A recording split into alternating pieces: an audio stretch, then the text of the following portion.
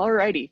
Hello, everyone. I'd like to welcome you to today's webinar, How to Manage Mental Health in Times of Stress, with our very own Marisa Bergfield. My name is Sarah Jo Ritchie. I am the volunteer coordinator at the Ehlers-Danlos Society, and I'm your moderator today. This webinar is part of our ongoing series, and also a very special one during this COVID-19 time, living with EDS and HSD. So this is how today's webinar is going to work. Webinar attendees will be muted at all times during the webinar. However, you are able to type any questions you may have throughout the presentation into the question box at any time. Marisa will not be able to see or respond to any questions until the Q&A portion at the end of their presentation. Please do not send your questions more than once. It will not increase your chances of having your question answered. It will only make it harder for us to sift through those questions to make sure we can get to as many as possible. Marisa Bergfield is not only our research and registry coordinator, she also serves as one of our support call staff and assists with our COVID chats and other virtual chats.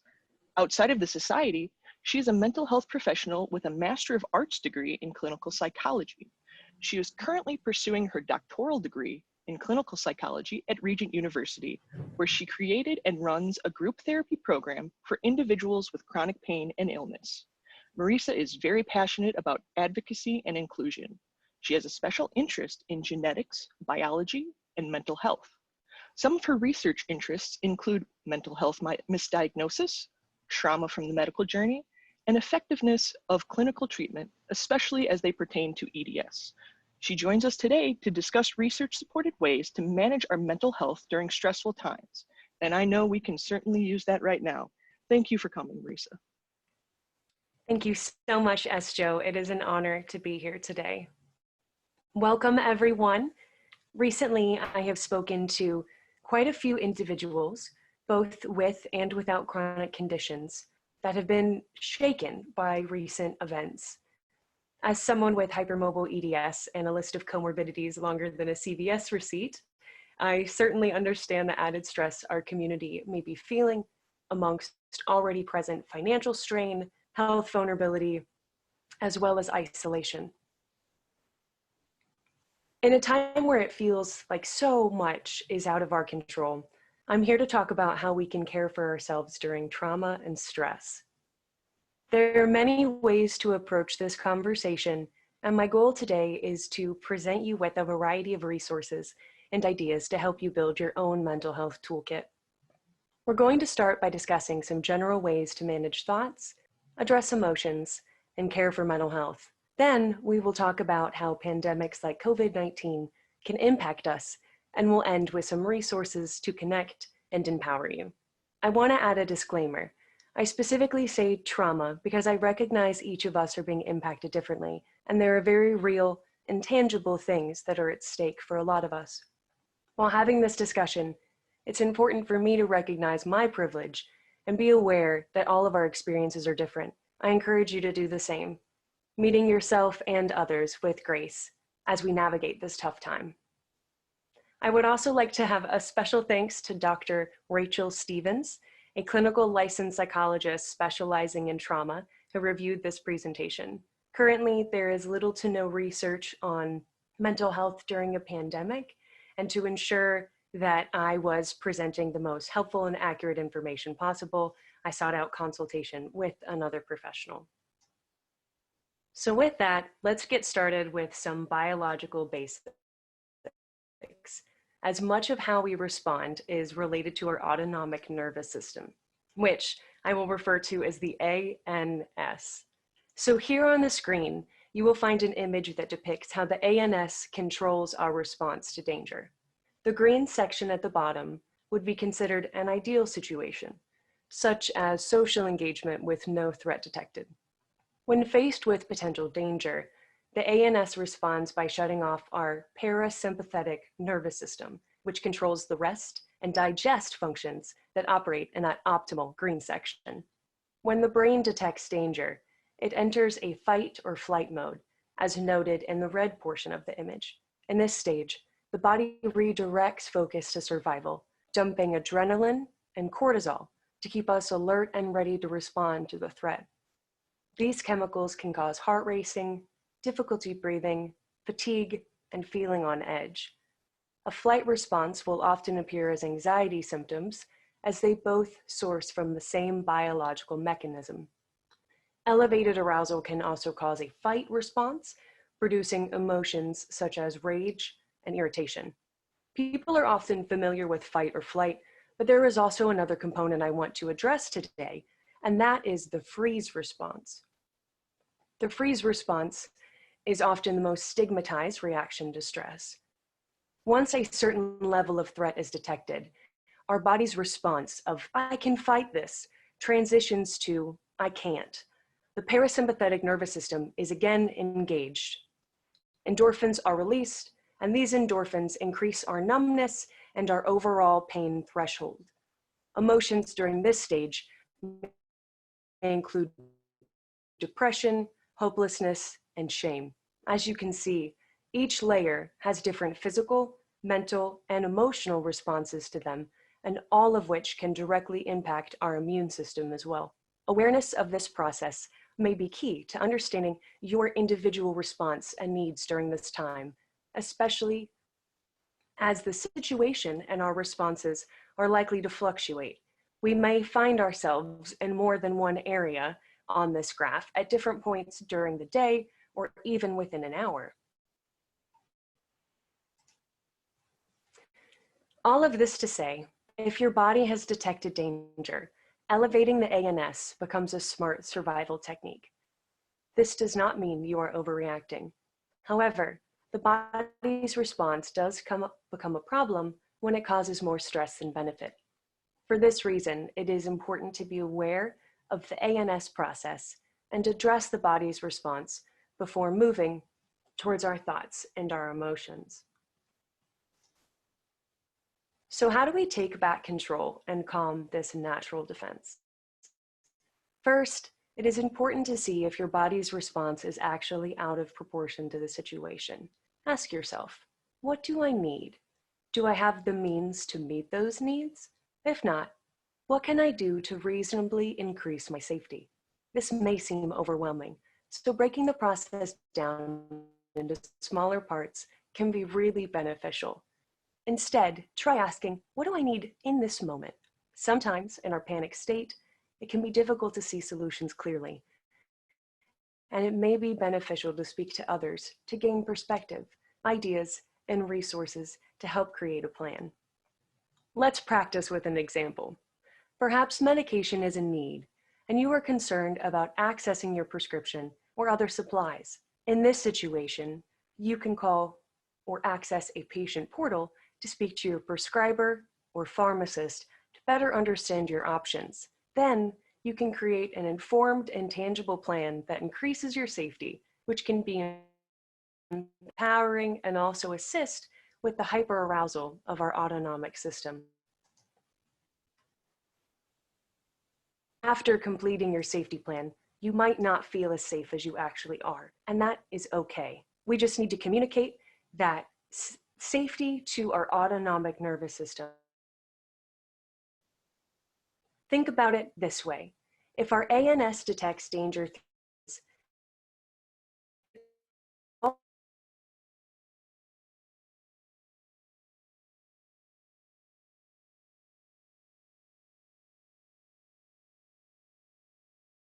scent,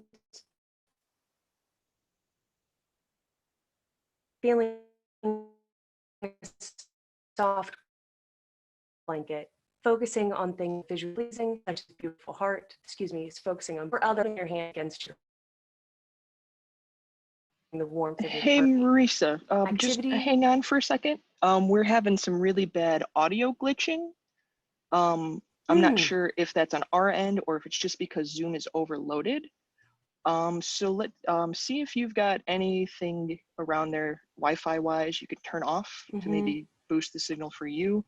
I am doing the same here, but if it is on Zoom's end, unfortunately, there's not much we can do about that.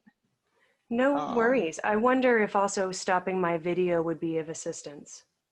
Yeah, let's try that. Let's try to do all of the fixes we can on our end and give this webinar the best chance we can. Okay. Fabulous. How about Alrighty, now? Can you hear me a little bit better? alrighty, chat. Is she sounding a little bit better? Okay, we've got some hands up and we've got some comments in chat saying that you do sound better.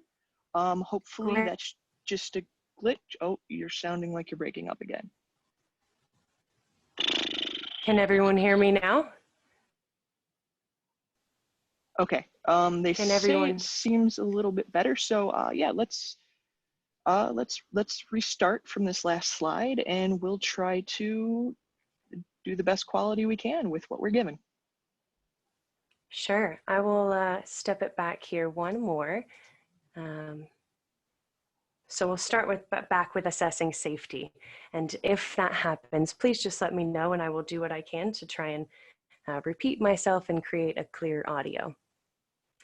Okay, so we're going to take a step back. So what can we do to take back control and calm our natural defense mechanism? First, it's important to see if our body's response is actually out of proportion to the situation. Ask yourself, what do I need? Do I have the means to meet those needs? If not, what can I do to reasonably increase my safety? This may seem overwhelming, so breaking the process down into smaller parts can be really beneficial. Try asking yourself, what do I need in this moment? Sometimes, in our panic state, it can be difficult to see solutions clearly, and it may be beneficial to speak to others to gain perspective, ideas, and resources to help create a plan. Before we practice with an example, I just want to check back in and see how the audio is doing, Joe. All right, is the audio doing better, guys? Hands up if it is. Oh, lots of hands, lots of hands. I hope that's the solution.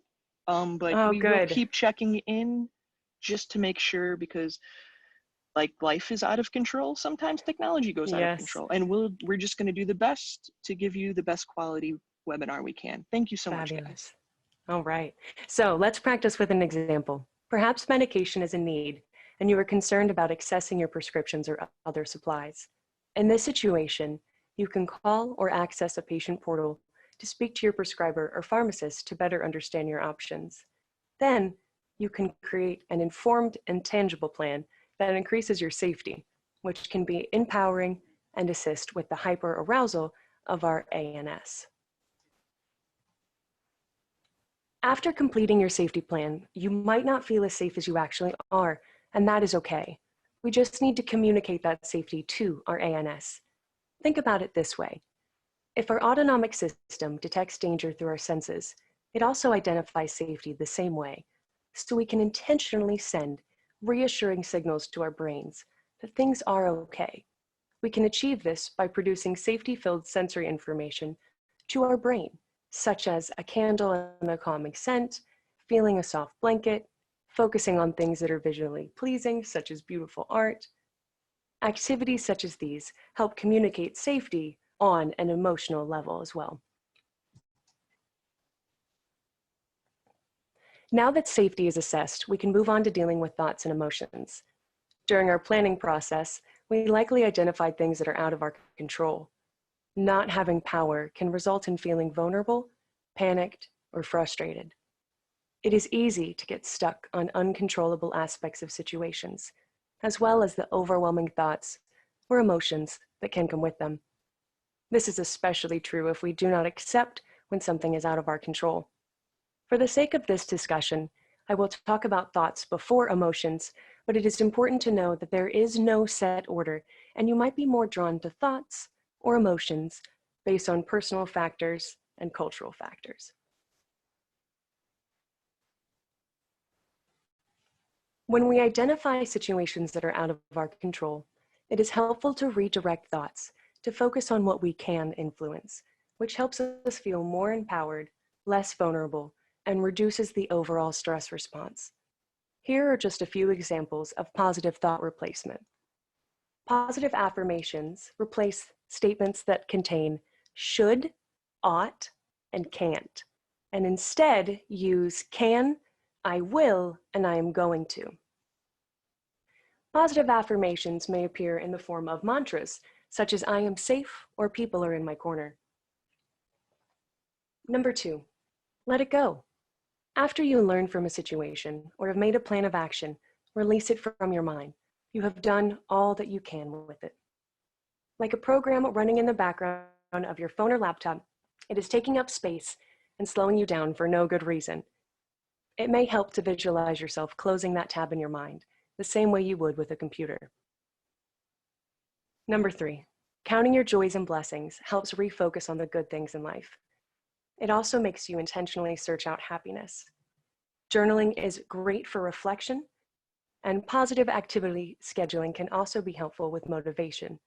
For example, if you have difficulty getting out of the bed in the morning, scheduling something exciting right after waking can help motivate you to get moving. Finding humor in a situation helps many people process. If you cannot find humor in your current situation, watching something funny can bring joy as well. Finally, focusing on self-growth and exploration.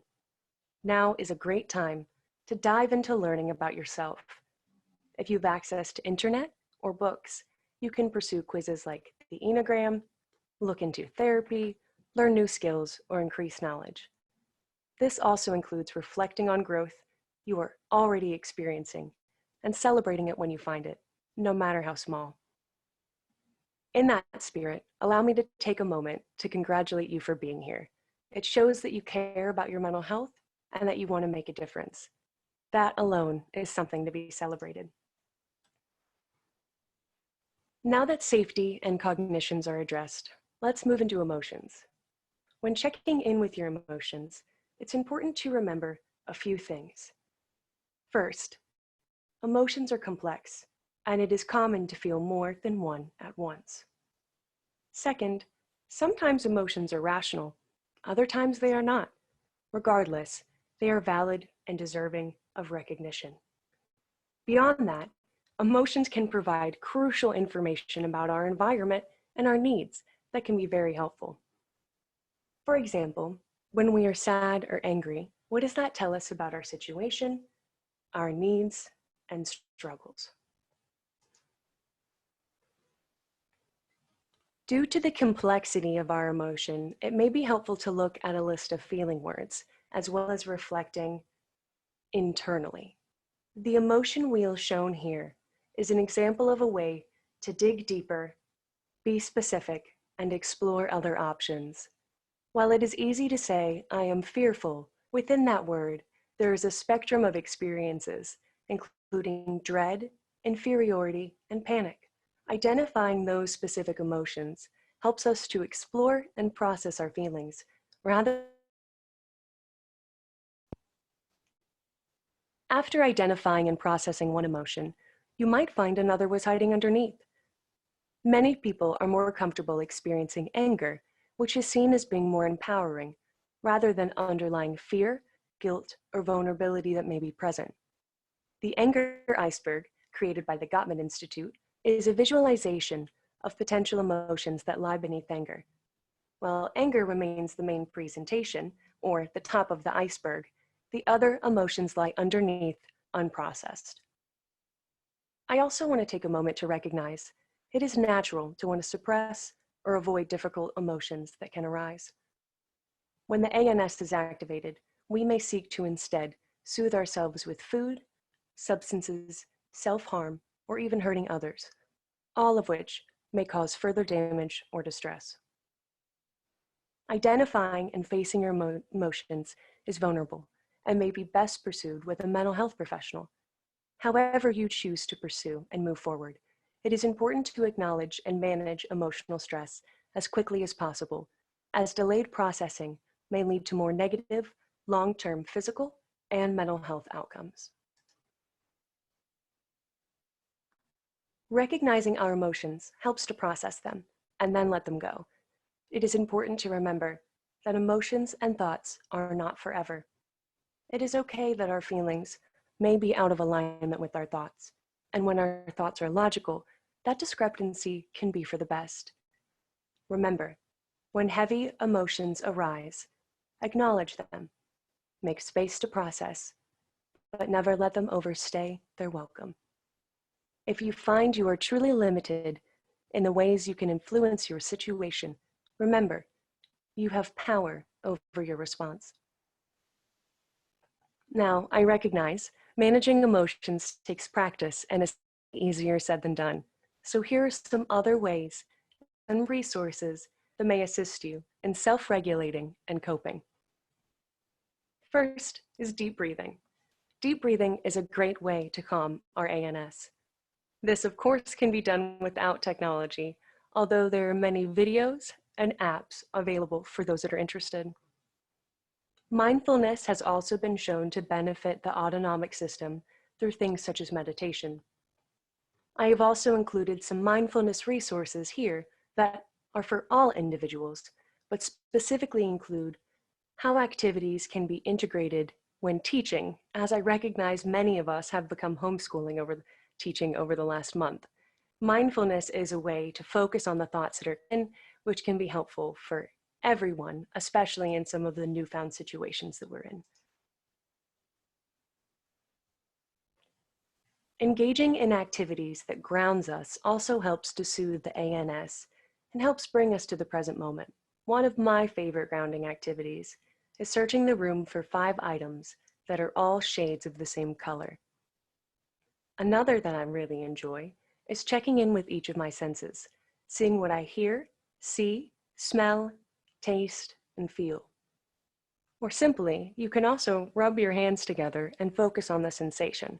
There are many different ways to participate in grounding, and there is a link here as well to provide additional resources if you'd like to learn more. I've also included a link to a free relaxation coping skills workbook. This includes relaxation strategies, breathing techniques, mindfulness exercises, progressive muscle relaxation, and a personal relaxation plan.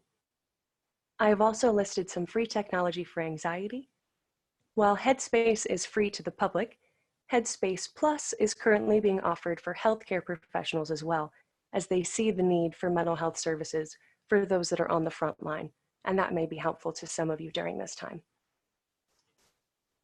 Now, of course, there are also a variety of other general mental health tips that can be helpful during this time. It is important to try and meet your basic needs. I know that can be challenging, but these include diet, sleep, and physical activity, as these are considered building blocks for success. Perhaps diet should be better conceptualized as healthy nutrition rather than some of the stigma that has been associated with dieting culture. So one of the first things that we can do is recognize it can be tempting to snack throughout the day out of boredom or as an attempt to cope. I recognize that access to food can also be difficult during this time, but trying to focus on maintaining proper nutrition through regularly scheduled meals, eating when fuel is needed, and staying hydrated. I specifically say when fuel is needed, simply because I know many of us do not experience regular sensations of hunger, so planning meals around hunger can be particularly challenging. Significant changes in daily routine also impact sleep schedule. If you're staying at home, it can be tempting to sleep longer or at different hours than usual.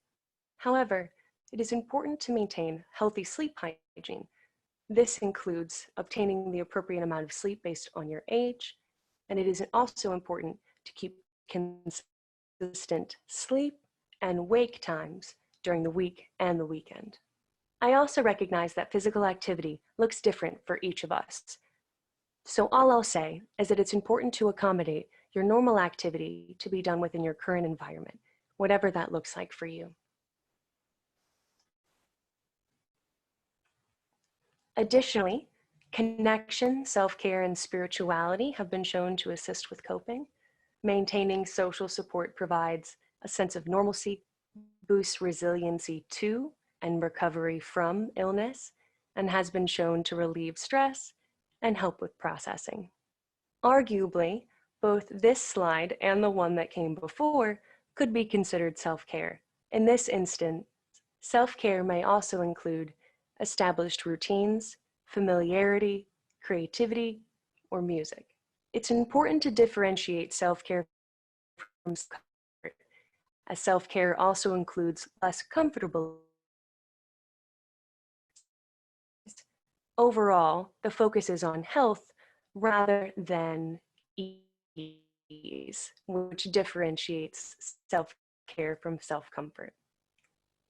Spirituality has also been shown to assist in managing stress for a variety of reasons, providing a sense of purpose, connection, as well as overall acceptance with lack of control, into engagement in regular mindfulness activities like prayer.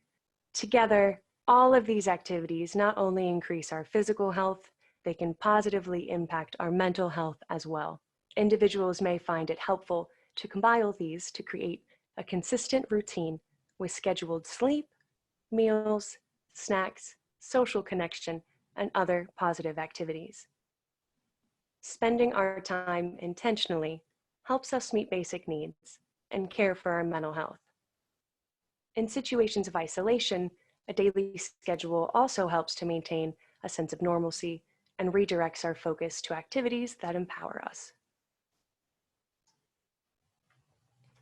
Now, I recognize that caring for your mental health takes practice, and as mentioned before, remember to have grace for yourself as you create your own process, especially now that COVID has brought additional stressors and challenges. Right now, it is natural to experience anxiety, frustration, depression, uncertainty, and boredom. You may also feel numb or ambivalent.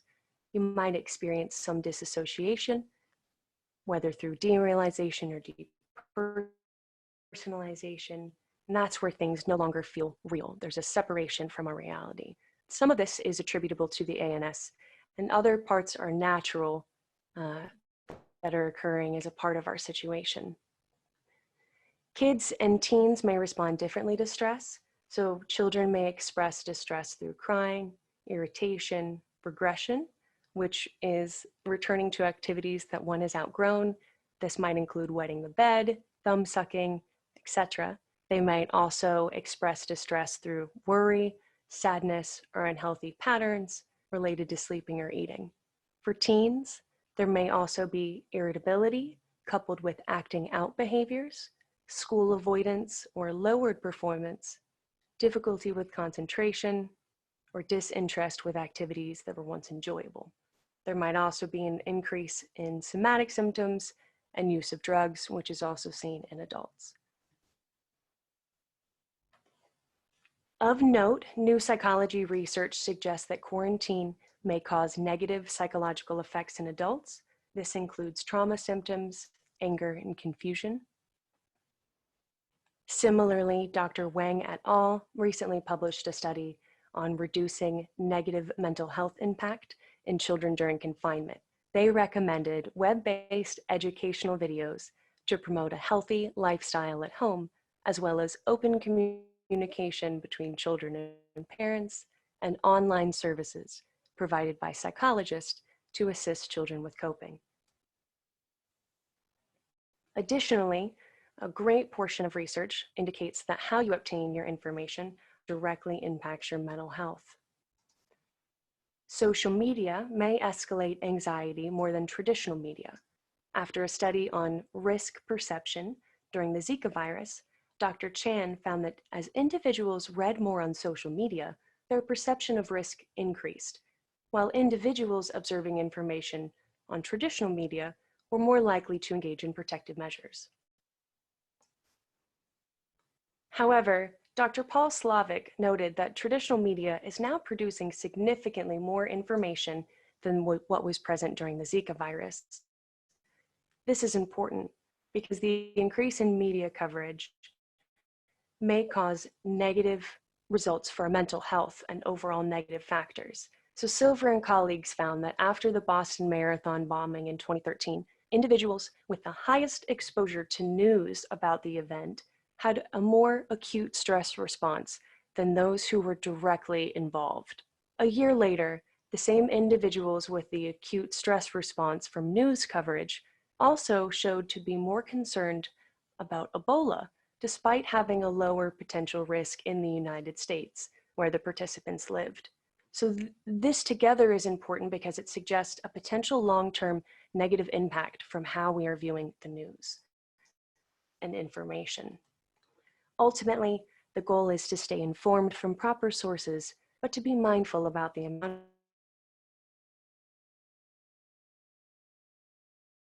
immersed in the news.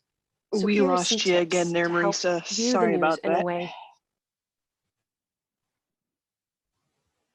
No worries. Let me see if I can do anything on my side.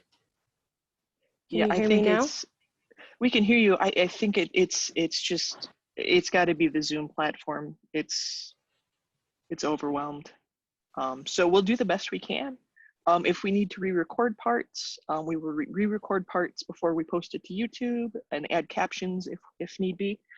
So just stick with us, guys. We're going to do the best we can. And if we get a really big bunch of silence from Marisa, we'll go back and go over it. But I think we're just going to go ahead and push through as best as we can. Sure. Hopefully the slides are also helpful in the event that you can't hear me. Okay, so pick back up right where I left off, Joe? Or take it back a little? Take it back, last slide. We lost you about halfway through that. Okay. All right. So ultimately, the goal is to stay informed from proper sources, but to be mindful about the amount of time spent immersed in the news. So in response, the American Psychological Association has created some helpful tips that I'll share with you. First, when watching the news or receiving an update and information, it's important to keep your perspective. Remind yourself of your safety plan. Stay in the moment. Remember that significant work is underway to make our world a more accessible place. Everyone is united among a common enemy, and the resulting camaraderie and scientific advances instills great hope. Second, just the facts, please. Be selective of reliable sources of information and use an analytical approach to help you digest information more cautiously, meaning try to think critically, check for sources, and ensure accuracy before you believe something. Set boundaries. Create rules around what time of the day you tune in, how often you tune in. For example, it may not be helpful to check at the beginning or the end of the day, but rather at a set time, perhaps during the middle of the day or when your local government provides an update.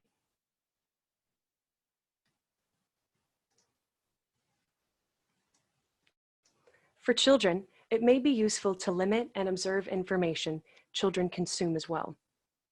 It's important to remember that kiddos observe our reactions and our behavior in situations. They then use that information to make personal decisions about how to respond. It may be helpful to direct children to focus on routines and schedules to assist in managing their distress. Using these different tips and tricks are great, but ultimately knowing when to seek additional help is key. Unfortunately, some of the stressors associated with the pandemic, such as fear, isolation, and anxiety, or loss of job, have been correlated with an increased risk of suicidality. During this time, it's extra important to pay attention to warning signs for self-harm and suicide. This comes from the Suicide Awareness Voices of Education and points out different things we can be looking for, such as talking about wanting to die, feeling as if we are a burden, feeling hopeless, acting anxious, agitated, or reckless, showing rage, or talking about seeking revenge. Of course, these may vary based on culture. I also want to mention that there is a myth that asking a friend if they are feeling suicidal can plant the idea. Research does not support this and instead suggests that one of the best things we can do is check in with our friends and ask them how they're doing if we feel concerned.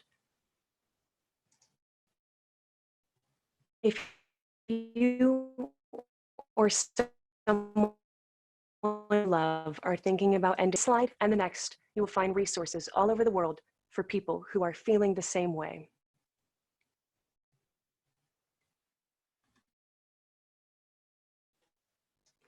Here again, you will see suicide hotlines for other countries. If you do not see your country listed here, there are additional information and resources listed on media as well. But please know, if you or someone that you love is thinking about taking your life or their life, please reach out. You are not alone. Of course, each person is impacted differently by COVID-19, and individuals in certain situations are at an increased risk of negative mental health. This includes individuals who are in recovery from substance abuse, eating disorders, or past trauma, as well as those who do not have access to safe housing, have underlying mental health disorders, or who have individuals with special needs within the home. On your screen, you will find more specific resources to help manage and respond to your situation.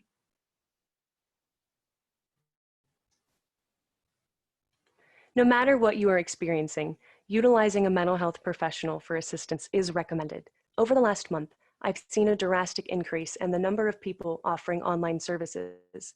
However, individuals with great intentions and internet access can do significant damage if they lack proper training. Terms such as counselor and therapy can be incredibly misleading, as individuals who use these titles may do so without proper licensing or training. Therefore, it's important to seek out information regarding the services offered and the credentials or training of the individual providing those services. For individuals that are offering mental health services at this time, it is of utmost importance to be transparent and offer information about what services are, level accessibility, and the training that you have that builds your competency. For those in the United States, Psychology Today has a wonderful therapist finder tool that I have included here. I have also included 7 Cups of Tea, which provides free counseling as well as other resources by trained professionals. And then peer support has also picked up an interest. The benefit of peer support is that it can be provided by anyone. The danger of peer support is that it can also be provided by anyone. Therefore, you may want to be careful when seeking support from individuals you do not know, especially if they are charging for those services. If you're interested, I've also included some links from the Society for Virtual Support and other online communities that we work with. Of course, this webinar is not the only webinar. There are many other resources available. Here, I have provided a link to the Marfan Foundation webinar, Does Coronavirus Have You Feeling More Anxious or Stressed? Additionally, Yale on their site has multiple webinars that they have created aimed at combating COVID-19 anxiety. And so I've provided the link there for more information as well. Finally, we at the Ehlers-Danlos Society have a number of resources that may be helpful during this time to stay informed with accurate information tailored to our conditions. Visit our COVID-19 page on our site. We also have our helplines open for additional resources and questions that you may have. It is important to know that this does not substitute for medical health care or attention, but we are here to provide resources if we can. To stay connected with others, we also have virtual support calls and online communities you can join. For self-care, some of our staff have created a list of ways to stay busy, and I have also included a link to our mental health toolkit with additional information. With that, I will turn it back over, but first I just want to say thank each one of you for being here. I know there's some difficulties with the audio, but I appreciate all of you for holding on with me through this. I recognize that it's an incredibly difficult time, and I realize that there are probably questions. So I want to open this portion of the webinar to see if we have any questions and see how we can best be here for each other during this time. Alrighty, thank you so much, Marisa. That was a wonderful and a very much needed webinar. I think now, more than ever, with things how they are around the world, we really need to make sure we're focusing on our mental health to get through this. We have a few questions in, but just a reminder, the Q&A box is open. So if you have any questions for Marisa on her presentation or tips and tricks that you can help get yourself, your family, your friends through this hard time, please drop them in the chat and we'll get them, or the Q&A box, and we will definitely get them answered. So the first one is, I am a hospice nurse and have recently been experiencing recurring nightmares. I was wondering if anyone else was having this experience. Marisa, do you have any tips or tricks that could maybe help this nurse and maybe other people that are attending get some better sleep and maybe get rid of those nightmares or refocus? Yeah, absolutely. What I'm hearing is a question about how you specifically are processing, and you're certainly not alone in having those nightmares. As we talked about a little bit earlier, um, trauma symptoms are common during this time, and intrusive thoughts and dreams, such as nightmares, can be interpreted kind of in that vein. So it's natural for the body to try and process things that right now aren't at the front of our attention. So you certainly are not alone. One of the things that can be helpful is making intentional time to process during the day. But ultimately, you are under a lot of stress with what you are dealing with. So that reaction is very natural. And I would encourage you to reach out to a mental health professional, such as Headspace Plus, which is currently free, to be able to have some safe space to process this, because you certainly have a lot of very legitimate, heavy stuff that's in your lap that deserves to be processed and attended to in a way that's safe for you. I hope that's Alrighty, helpful. thank you so much. That was very helpful. Can you provide a bit more information on the virtual support groups? I have attended one of the COVID chats, but I'm not so sure about the support groups. It's not really my thing, but I think it might help. So I Sure. think they're I referring to recognize that. Okay. the parents group and the normal support groups that we have. Yeah. I just got a heads up that my connection is unstable. Can you hear me okay? Yes. Fabulous. So I will be honest with you. I used to be a naysayer about group before I ever became involved and began training in group therapy. I didn't understand the benefit. I will say, sitting in, being a part of training, seeing what a group is like from the inside, it has been incredible. Of course, group therapy is different than support group, but I was kind of against the idea of group as a whole until I was in it. So I encourage you to give one a try. You do not have to be an active participant to join us. It is an open and flexible group that is created to meet the needs of whoever's in the group at that time. So if you would like to mute your phone and your screen and sit in and kind of see how things go to test the waters, you are more than welcome to. It is an incredible time. And so I encourage you to give one a try. Alrighty, thank you so much. We've got another really good question that just came in, and I know a lot of students, both high school, college, even grade school, are struggling with this new adjustment to how classes are. Do you have any tips for how to adjust to online college? I graduate in May, but I'm finding it really hard to manage my class load now that it's all online. I struggle with writing, and now there is so much more writing I have to do. Any advice would be welcome. First, I completely understand that. As a student myself, the transition to online has been a toughie. One of the things that has been helpful for me is to communicate with my professors. They also are having some difficulties in this adjustment as well, as they're used to online and not online, but in-person lecturing. Being able to speak to them and finding ways I can tailor my assessments and assignments to be more manageable.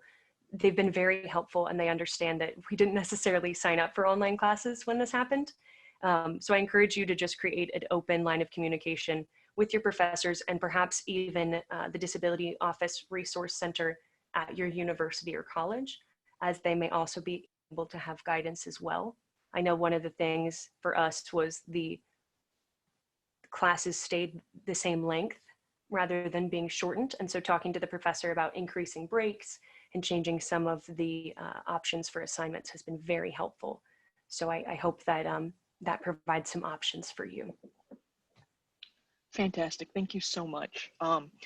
Next one is, thank you for the webinar, Marisa. I loved the section when you covered polyvagal theory. Do you have any tips about coming out of the dorsal vagal freeze shutdown state? Oh, what a good point. I think number one is to have grace with yourself. Even knowing what Even understanding the biological mechanisms of my own body doesn't always necessarily help to prepare me for how I'm going to experience each event. So I recommend having grace for yourself, because even in knowing the process, you might be surprised about how quickly or how slowly you process out of one stage and enter another. If you are interested in it, sounds like you're interested in diving into more of the science, email me and we can have an in-depth conversation. This is the type of thing I like to get into. But I encourage you during these transitions to be intentional about finding ways that helps you to slowly disengage. Our body can kind of hit the gas or hit the brake metaphorically, and slowing down that process can be fairly tricky. But creating our own protocol, our own mental health toolkits, if you will, of ways that work for us can be very individualized, but quite beneficial. Fantastic. Next question, well, first a comment. Thank you so much for doing this webinar. Awesome. My motivation has gone downhill and I am starting to have flare-ups of my PTSD. I know when my motivation is lifted, my symptoms are less. How can I best approach this problem? Because COVID definitely is not helping. I completely understand that. And first, I just want to acknowledge underlying mental health, underlying previous trauma, all of those things can create unique situations for us. Recognizing that you are seeing some of these symptoms come back up is incredible. If you think back to any treatment you've had in the past or things that have been helpful to get you to where you are, relying on those techniques can be beneficial, as you know they already work for you. So let's say in the past you pursued maybe some cognitive processing therapy, or perhaps you've done some cognitive behavioral therapy, or even just thinking of ways like less jargony, but coming up with tips and tricks of your own for how to create positive mantras, whatever in the past has worked for you, to revisit that and utilize that. But also for motivation, positive activity scheduling is really beneficial to have things to look forward in your day, which I know right now can be really difficult with so many interruptions. So research shows that positive activity scheduling can help with motivation, but I also encourage you to explore old coping mechanisms that have worked for you and some new ones as well. There are some really helpful resources that I've shared today that can help with thought monitoring, emotional distress and regulation, and ultimately creating and reaching out to a mental health professional for more tailored treatment may be something that's beneficial, especially if you're seeing some of these old symptoms or things that have been dormant for a while or in the background come back.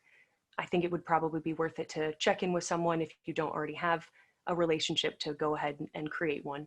It's always good to have someone in your corner as far as mental health goes. Awesome, thank you so much. Another question. I am stuck in a physical place where I have experienced a lot of trauma, and I am feeling very mentally and emotionally stuck and like I cannot get out of the past. I am working with a counselor, but do you have any tips for how I can deal with when my depression gets worse? I've been trying to do yoga and do things with intention, but I'm not sleeping and I really feel like I need to get out of this environment. First off, I just want to sympathize with you that there are some very real limitations, and being stuck in an environment can be incredibly frustrating and limits us in what we can do. I want to highlight one of the things that you said about being present. I think focusing on finding ways to be present in the moment, to not think about anything. Sometimes all we can handle is the second that we're living in, and staying in that moment. I heard something recently talking about taking a single step at a time rather than the entire staircase. And sometimes it is putting in the effort just to ground yourself or to engage in mindfulness that brings you back to the moment can be incredibly helpful. There are also a number of apps that can help with tracking your mood, your symptoms, your thoughts, reframing. All of these things can be helpful to also add in addition to treatment as well. But ultimately, finding what works for you can be very empowering. So the fact that you're already interested means that you are already making decisions and moving forward to change. And that in and of itself is incredible. So I also want to celebrate that with you as well. Thank you so much, Marisa. Similar to the earlier question, I can't get to sleep on time and then either sleep in or I get up and I am tired all day. Any tips for getting to sleep and quieting all the mind chatter? Yes.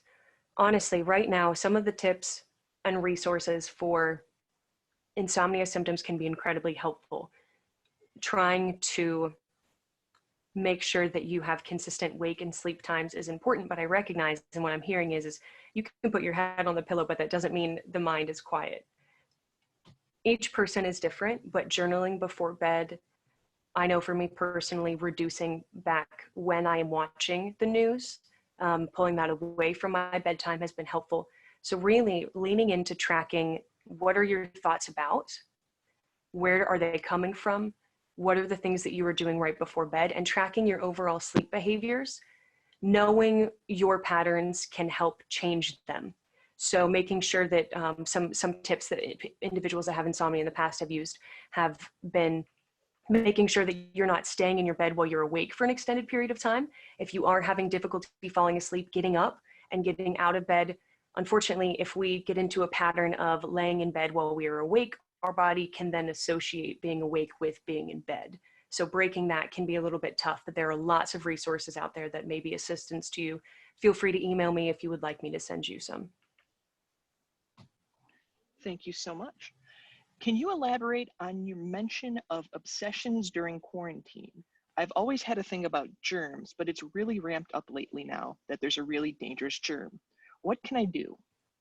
Oh, absolutely. So there's two topics here. One is obsessive compulsive disorder and obsessive compulsive personality disorder, which is clinical levels, right? So individuals who are dealing with diagnosable and clinical levels of concern are going to have their own level of risk, because right now a lot of the instruction is to clean, right? So that can be incredibly triggering. However, for the entire population, we're now concerned about how much cleaning is too much cleaning. So I just want to validate, no matter where you fall on the spectrum, all of us are kind of concerned of, are we doing too much? So it's important to find your own balance of how it's like going back to the autonomic nervous system, right? Our elevated survival technique benefits us up until the point that it is not actually benefiting us. So if you find that your cleaning techniques are causing more worry than peace, your system is not benefiting you the way that you need it to. So is the cleaning that you're doing, is that helping, or is it causing more harm? And then also there have been some incredible resources for people that do have clinical levels, but also just across the board for anyone concerned with obsessions or compulsions during this time. There's some really wonderful tips and tricks out there as well. So please, once again, email me. We had this conversation come up in our COVID chat, and I found some really good resources for how to manage your thoughts, planning, tracking, and minimizing behavior that might harm you rather than help you. Thank you so much. Next question is another thing we talked on one of our COVID chats. I am nervous to go to my medical appointments that have not been canceled. I am scared. What can I do? Oh, this is such a good question. Thank you, all of you, for asking. I wish I could have some back and forth dialogue with you to make sure I'm understanding your questions correctly. But this one is essential, and I've heard it so many times. There are different avenues for each person to pursue, depending on where they're at and what their insurance or health system looks like. So for someone in the United States, calling your individual plan to see if they're offering telehealth, or sometimes they're even actually now offering free services through telehealth. So checking in to see what you're covered for, talking to the actual office. They might not be open at this point in time for physical visits. So I found myself concerned that I wasn't going to be about how to go see PT, and my PT was closed, right? So I spent a good few days worried about how I was going to go see him, and it wasn't even an option at this point in time. He's only doing Zoom calls. So I encourage you to check in with your providers and have that dialogue with them, because you are not alone, and they are putting new things in place minute by minute, hour by hour, to help assist us in order to access care in a way that is safe for us and for them as well. Alrighty, I am answering a question really fast. Just give me okay, here we go. While do you you're have, go ahead, Joe. No, go for it. I was just going to say, there's a theme I'm noticing in some of these comments, and I know it sounds simple, but having grace for yourself during this is one of the biggest things you can do.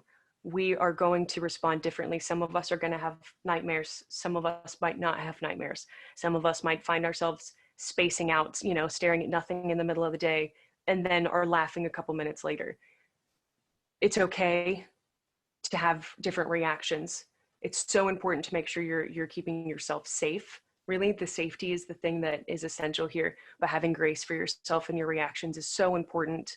There is no manual on how to do this. We're all figuring it out together. So you all are definitely not alone. Thank you for that. It's good to hear somebody put that into words. Next question is, I've noticed that my mental health is reflected in my body, more dislocations, more pain, etc. Should I focus on tips to help my body or my mind or both? What's a good balance?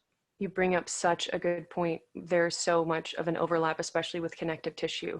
So as we talked about with the ANS, so much of our physiology is influenced by this fight or flight system, right? So GI, I know you're not specifically talking about GI, but GI is impacted, how our body responds, where the attention is, all of that can be related.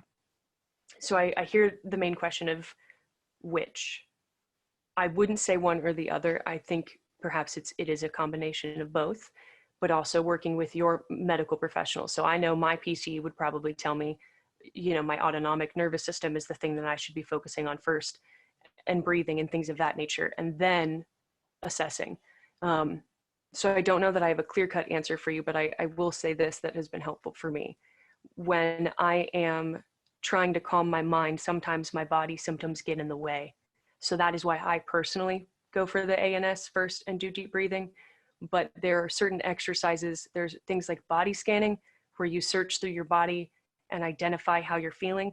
That can cause more of a focus on pain for some individuals. So there are certain techniques that I did not talk about today that somatic symptoms can influence. So while there might not be a clear answer for which one is first, if one of them is blocking progress in the other, in that situation, you might have to organize which comes first. But, deep breathing, trying to focus on having an overall calm system is generally a good idea and can help bring down some of that response as well. But of course, the stress might also be triggering mast cell responses that might be independent of the ANS. So each of us has a very, very different medical list of symptoms and things of that nature. So it's hard to say specifically, but you can't go wrong with focusing on deep breathing and trying to calm your system. I'll go with that answer. Thank you so much. Next question is, I've noticed my son is regressing and wanting his pacifier more during the day now since quarantined.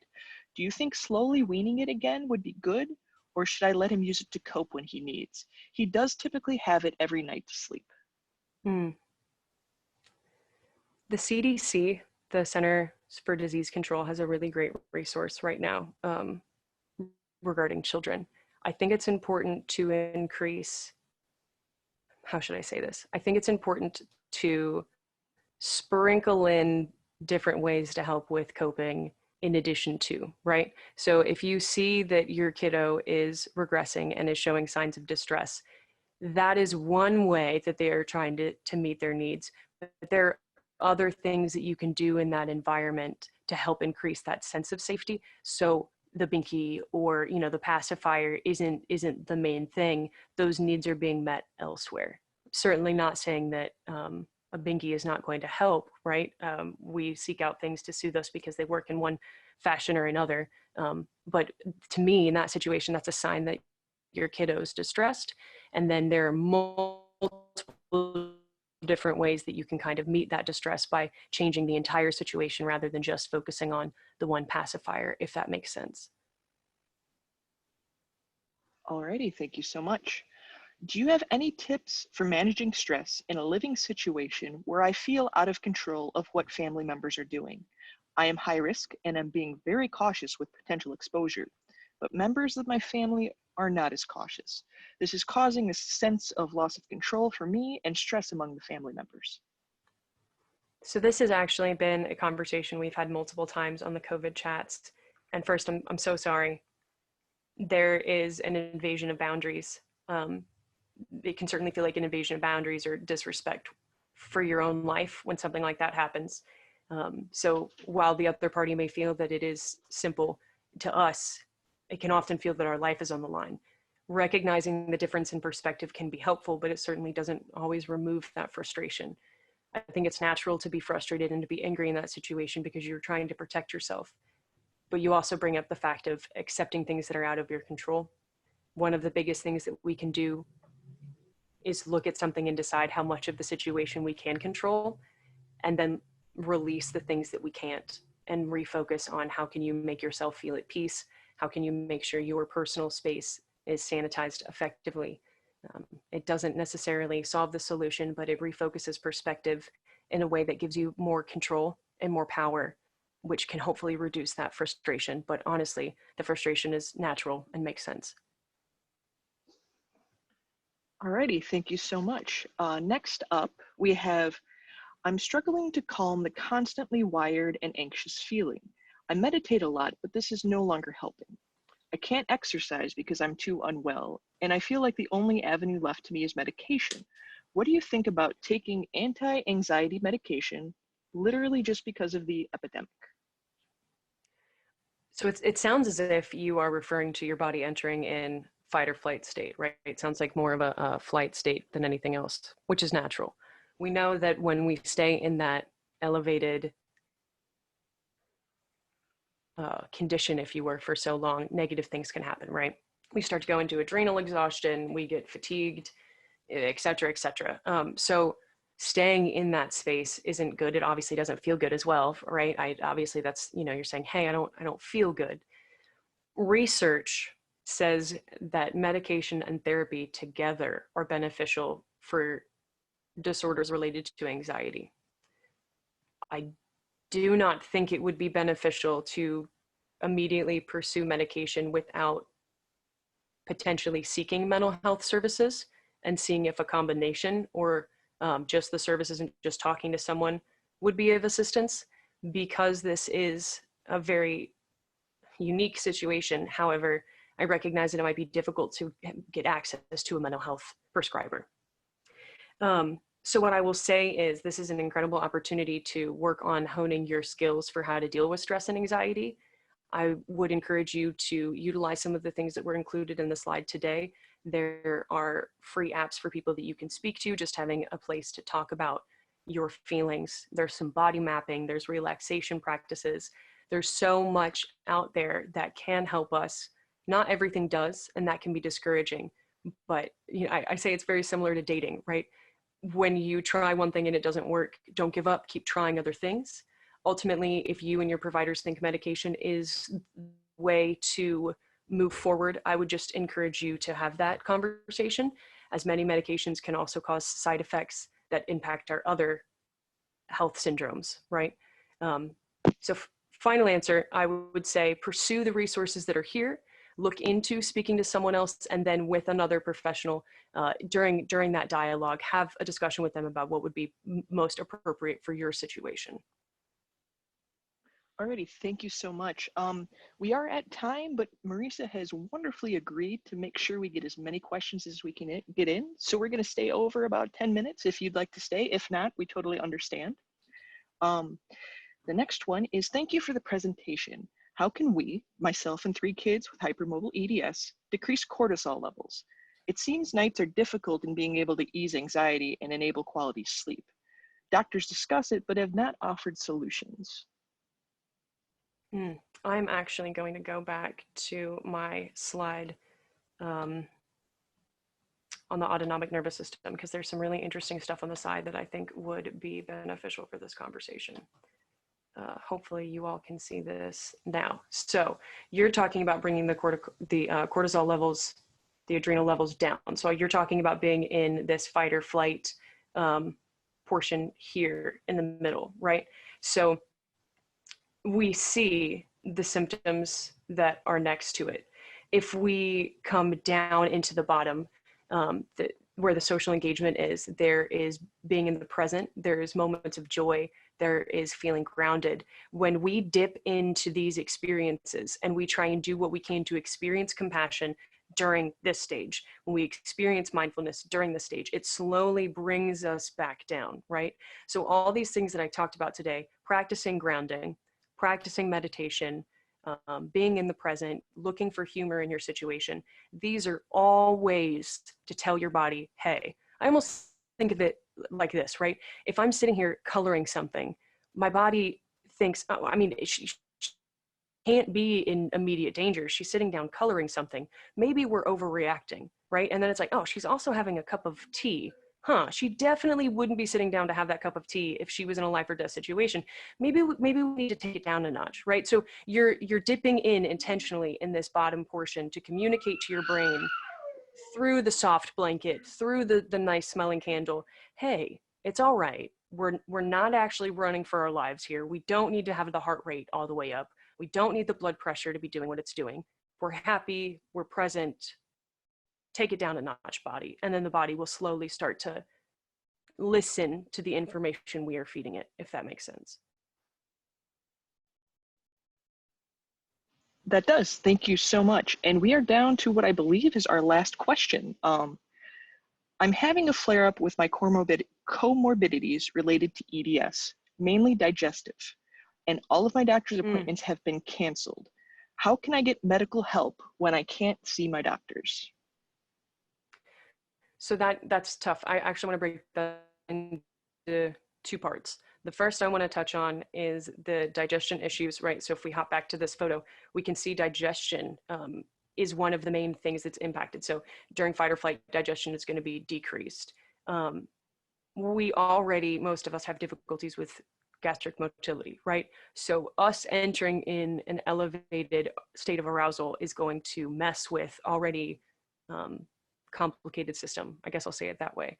So focusing, while it doesn't feel like you're directly targeting your GI, focusing and being intentional about bringing your system down will also increase digestion again. It's going to increase the intestinal motility, right, that we see here in this green section. So it doesn't feel like immediate health care, right? But this could also benefit your situation. Second part of this question, I go back to reaching out to your insurance or whatever medical system you're a part of. If you have someone who manages care, if you have a patient portal, reaching out to the people who provide the care to see what is the current situation.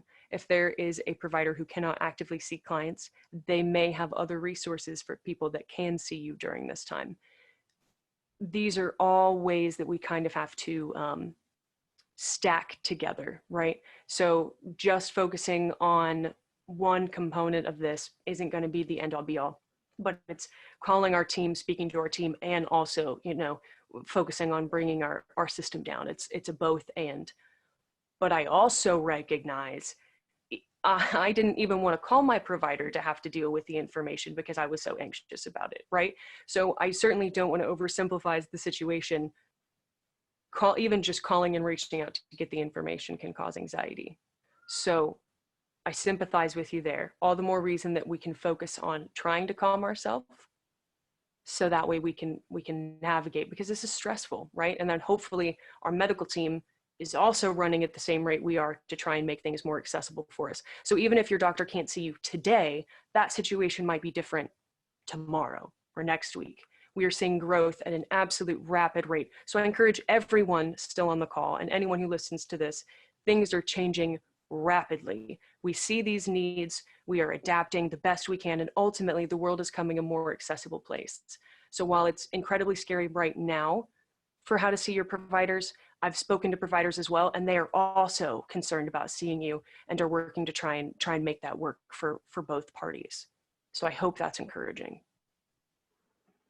Alrighty, thank you so much, Marisa. But that is the end of our webinar today. If you would like information on anything that was presented today, please check out our website for more resources. Feel free to give our helpline a call or an email, and definitely consider signing up for our newsletter if you haven't already. It's a fantastic source for the most up-to-date information and upcoming events. Our next webinar will be another one in our movement series, and that will be tomorrow, April 3rd at 9 a.m. Eastern Time.